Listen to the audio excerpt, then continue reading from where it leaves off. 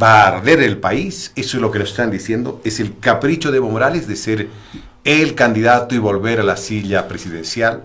Usted tiene la última palabra, usted es el soberano. Vamos a ver qué dicen los amigos que nos están escribiendo enseguida. Los invitamos a participar. Pero un tema que tiene que ver con política es la economía. Economía y política es una dicotomía, son hermanos gemelos. Y en este caso, la economía en Bolivia está pésima. Como decía Milei, no hay plata. Aunque el otro día el senador Rodrigo Paz decía, hay plata en el país. Lo que pasa es que no están administrando bien. Hay plata. Lo cierto es de que ya se habla, no de ahora, de hace mucho tiempo, reducciones porque no hay gas y el IDH va a disminuir y van a ser afectados gobernaciones, alcaldías, universidades. Pero la gente que tiene que viajar, la que tiene gente de negocios, la gente que tiene que hacer actividades, mandar plata a los hijos, recibir plata a las remesas, no tiene plata, no puede sacar. ¿Qué le está pasando al país? Le vamos a pedir a Gonzalo Chávez, economista, un analista que tiene una mirada clara sobre el tema, nos diga en facilito cómo debemos entender esta crisis, qué se viene, cuáles son los procesos de una crisis similar a esta y cuándo en la historia boliviana o de la región se ha dado crisis similares a la que vivimos en Bolivia. Gonzalo, buenas tardes, un gusto saludarlo. Hola Gonzalo, un gusto, muchas gracias por la invitación.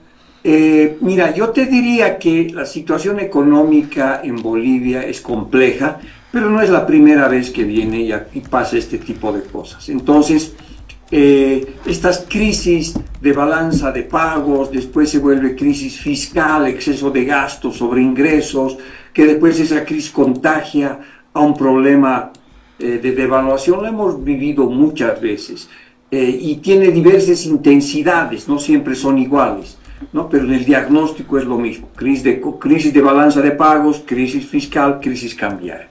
Eso ocurrió con mayor intensidad, 85, 86 en Bolivia. En el 56, el 60, cosas parecidas. En los años 30 hubo una cosa parecida. ¿Le ocurre solo a Bolivia? No. América Latina vive estos ciclos, digamos, recesivos y complejos, muchos de ellos asociados al problema de los recursos naturales, ¿no? Pare de sufrir, llegó la plata. Pare de sufrir, llegó el estaño. Pare de sufrir, llegó el gas. Pare de sufrir, llegó el litio.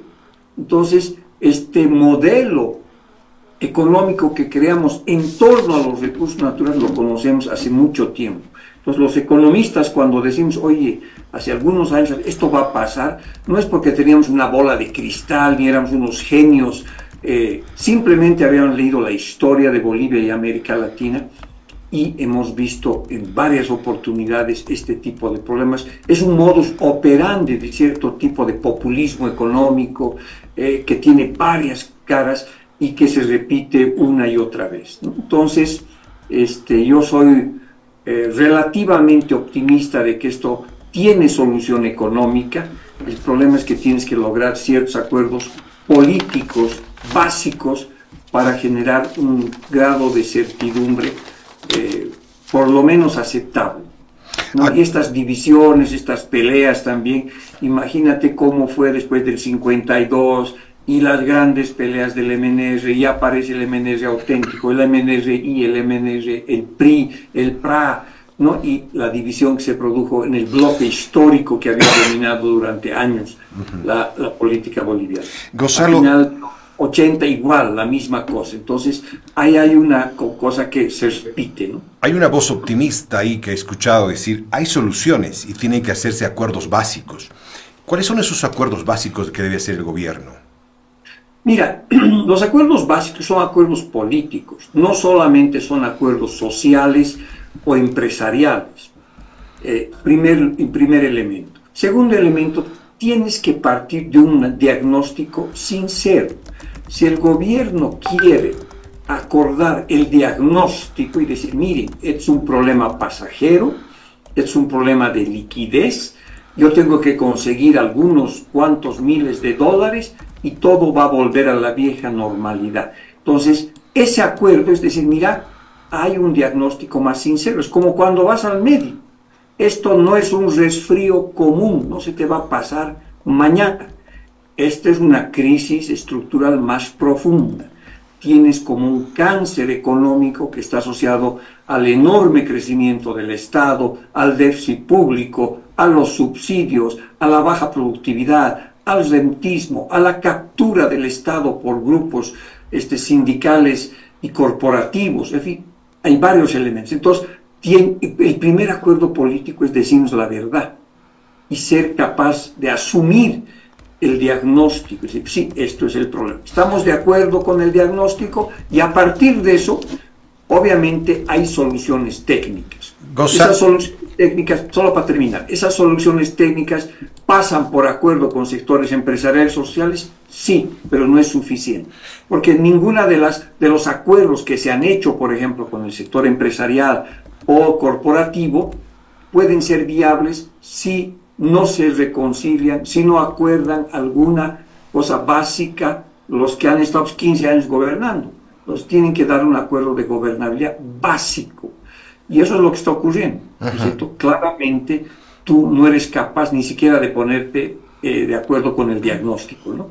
Eso del diagnóstico, si tuviese que hacer una presentación para los estudiantes, para la gente que está en las provincias, para el dulcero que está en las calles, para la gente que es transportista, en facilito, ¿cuál es el diagnóstico? Muy breve, por favor. ¿Qué se esperaría que el gobierno diga? Y eso os diga, ay, así habíamos estado, cambiaremos, ya no gastaré tanto en plata, no compraré para mi televisor para fin de año, mi autito. ¿Cuál es ese diagnóstico que Gonzalo Chávez lo conoce, lo sabe? ¿Qué tendría que decir el gobierno? Bueno, mira, lo que el gobierno tiene que decir es explicarle como una familia. Entre el 2006 y el 2014, la familia se sacó 2 loterías. La lotería de los precios de las materias externas, las materias primas como gas, minerales y otros, elevada, y la lotería de que te perdonaron la deuda externa. Ya entonces tuviste lo que se llama en inglés 2 shocks de oferta de ingresos significativos. Ok. Entonces, en ese tiempo, como familia, comenzaron a trabajar papá, mamá y los 2 hijos y tenían más plata. ¿No es cierto? Ok, no se dedicaron a diversificar la producción, a tener otros negocios, a invertir en capital humano, que los chicos estudien otras carreras, que hagan otro tipo de negocios. No, ok. Entonces, pero no lo hicieron, simplemente nos dio el síndrome del nuevo rico. Tengo plata y comienzo a gastar sin ton ni son, ¿no es cierto?, sin estrategia tu dinero. Ok. Eso hiciste y lo has hecho muchas veces. Toda vez que hay una bonanza externa en Bolivia, ocurre lo mismo. Ocurrió con Banzer, ocurrió en los 70s, en los 60s y en varias oportunidades. Ok, pero en el 2006 tuviste una caída de ingresos.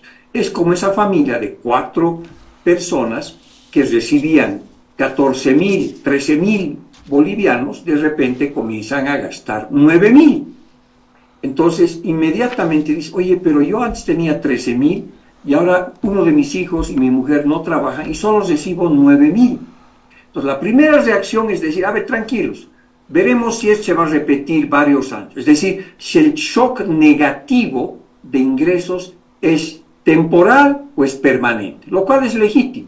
Un año dirás, no, esto se va a pasar, podemos seguir gastando como antes, porque al próximo año o en 2 años van a volver el periodo de vacas gordas y otra vez las personas van a trabajar, etc. Pero eso no ocurrió.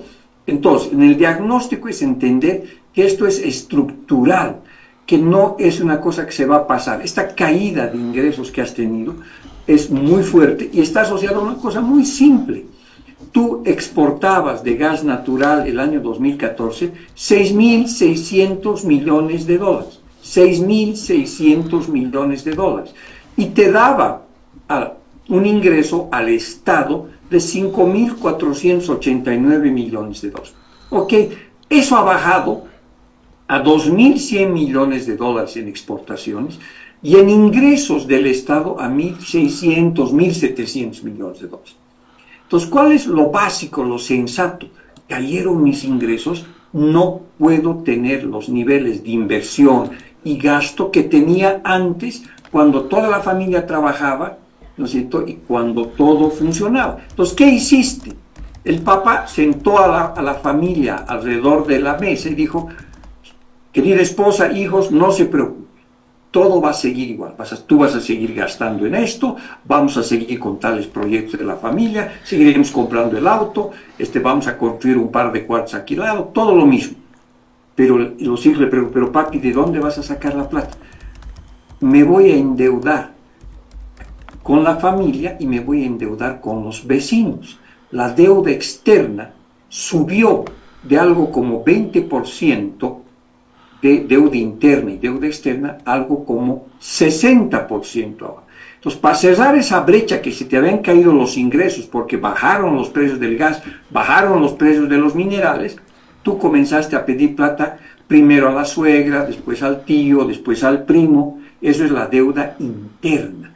Esa es la plata que la gestora pública, ahora antes AFP, y que los depositantes en los bancos le hemos ido prestando al Estado durante todos estos años para que el Estado siga gastando lo mismo del 2014. Después, no contento con eso, dije, no, pero no solamente me voy a endeudar, mire, pucha, tengo unos ahorritos, tengo una huacaicha, tengo, ¿no es cierto?, estos ingresos que me han venido en el momento de la bonanza, tengo 14.000 millones de bolivianos. Y literalmente todos los días te fuiste a sacar 4 millones de dólares. Es como si el padre de familia te diga, no pasa nada, estos ahorritos, y vas al banco para el gasto corriente, para la inversión ineficiente, vas al banco y sacas de tu ahorro, sacas de tu ahorro, sacas de tu ahorro, hasta que tu ahorro baja pues de 15.000 millones de dólares a 1.700. Es decir, ¿no es cierto?, has hecho una barbaridad de comerte tus ahorros para seguir manteniendo unos gastos en inversiones que ya no puedes hacerlo. Entonces, ese es el diagnóstico sencillo. Es un diagnóstico de una familia sensata que entiende que 9.000, ¿no es cierto?, es menor que 13.000. Que por lo tanto hay que ajustar 13.000 menos 9.000 y tú tienes que cambiar el tema económico. Así de simple. Gonzalo, y en estos 365 días que tiene el año y en realidad le quedan al gobierno como gestión de gobierno, algo así como unos 359 días, ¿qué se puede hacer? ¿Tiene posibilidades? ¿Puede hacer algo? ¿O está trabajando más en lo político que realmente con una mirada estadista al futuro para dejar las cosas arregladas, venga quien venga? Mira, yo creo que lamentablemente pues han comenzado el ciclo electoral y el presidente y su equipo no se pone la mano al pecho y no hace lo más simple. Cualquier padre de familia que nos está oyendo, cualquier madre de familia que nos está oyendo, sabe que si tus ingresos son 9.000, no puedes gastar 13.000, ¿ok? Entonces, bueno, tienes que cortar. Tienes que cortar de todos los lados posibles. Evidentemente, si eres un buen padre, cortas la cosa que no sea muy dura y proteges más a los chicos, ¿no ve? Y haces un corte cirujano, no un corte carnicero, con todo el respeto a los matarifes. Entonces, tú puedes hacer cosas, pero si tu agenda es negar el problema, si tu agenda es, al negar el problema, no aceptar que estás frente a una crisis estructural, que tus 15 años de modelo pues está haciendo agua, es un muerto que se ha olvidado de caer, vas a seguir con esta negación. Las personas que tristemente a veces, si tenemos familiares y conocemos que tienen una enfermedad grave, les cuesta muchísimo, niegan durante mucho tiempo que tienen el problema. No quieren saber, no quieren ver eso. Pero después pasa el tiempo de la aceptación y de la sanación, de la curación, ¿no es cierto? El gobierno sigue en la etapa de la negación oportunista porque en realidad quiere seguir manteniéndose en el poder. Y ahora el poder está difícil, imagínate cómo están las cosas. El avión ha comenzado a tener problemas en pleno vuelo y ahora resulta que el piloto y el copiloto se están agarrando a golpes, ¿no es cierto? Simplemente por saber quién aterriza o cómo manejamos la cosa. O si tú quieres ponerlo en término médico que hemos estado hablando, es como si en la sala de terapia intensiva y operación tú agarras y dices, bueno, hay que hacer las cosas y te comienzas a pelear entre los cirujanos. Peor, metes a los parientes, a los amigos, a los vecinos y cada uno comienza a opinar lo que hay que hacer y lo que hay que hacer. No, y dices, bueno, a ver, aquí esta persona tiene una gangrena fiscal. Voy a preguntar no solamente a los familiares, sino voy a preguntar qué hago con la gangrena del subsidio, por ejemplo, a todos los vecinos, ¿no sé, que están alrededor, les voy a preguntar. Y tú sabes que tienes que hacer algo. O se va a morir o se va a suicidar esa persona.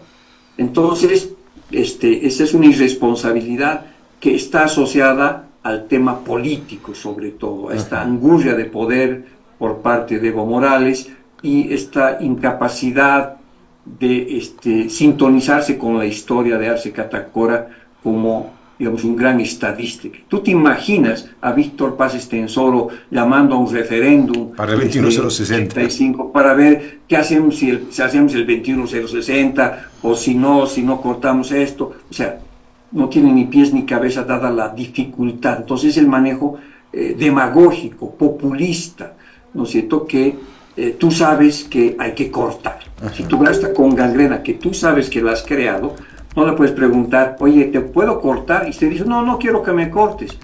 Bueno, entonces si no te cortas te vas a morir de gangrena. Y si te corto, ¿no es cierto?, pues puedes vivir. Pero eso es una decisión del cirujano, del estadista, del economista que es capaz de entender las dificultades y armar un esquema de solución. Soluciones técnicas hay. Qué bueno que nos diga que hay soluciones técnicas, pero hay soluciones. El 2010, cuando se dio ese gasolinazo y en la voz de García Linera, hubiese sido, ya las cosas hubieran cambiado, ¿no? De ir devaluando de a poco en estos años, más de 10 años, la situación hubiera sido distinta, pero no tuvo la valentía de enfrentar una presión popular que bajó a derrumbarlo, a derrocarlo al gobierno. Gonzalo, ¿dónde ha conseguido usted dólares? En lo facilito, díganos, ¿cómo debemos conseguir? ¿Por qué se van a jactar mostrando sus dólares ahí atrás? Y eso no está bien, porque todo el mundo está buscando dólares. ¿De dónde se puede conseguir dólares, Gonzalo? El día 24 de enero tú puedes ir a comprarte hasta estos dolarcitos. Cuesta como $1,000, cuestan 5 pesitos. Toditos son dólares. Sí, yo sé que son de las citas, pero se puede. Qué manera de jactarse justamente en esta época, Gonzalo, y parecen tan reales. Que la gente no se olvide cómo son los dólares. Sí, ya nos hemos olvidado. Porque ya están. Y lo dramático de esto, ¿no es cierto?, es que una economía que se jactó de su bolivianización, de su nacionalización de la economía, de luchar contra el imperio, de una postura digna frente al sistema monetario mundial dominado por el dólar. Alguien trae $10,000 de Los Ángeles y la economía, o de Las Vegas, y la economía comienza a temblar, ¿no es cierto? O sea, a ese ridículo hemos llegado, que la revolución socialista depende de los dólares y que de repente La Paz, la conexión La Paz-Las Vegas sea el tema que preocupa a nuestras autoridades nacionales.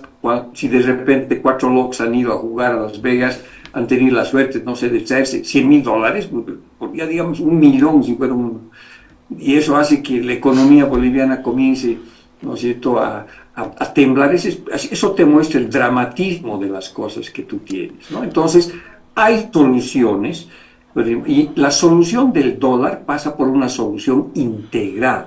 Esto no es que mañana alguien te dé un dinero extra y las cosas funcionan. Es una manera integral. Ahora, ¿de dónde yo consigo mis dolarachos, además de las alacitas, ¿no es cierto? Es ahora, pues, en los criptodólares, que es lo que puedes conseguir ahora. Pero no todos pueden hacer eso.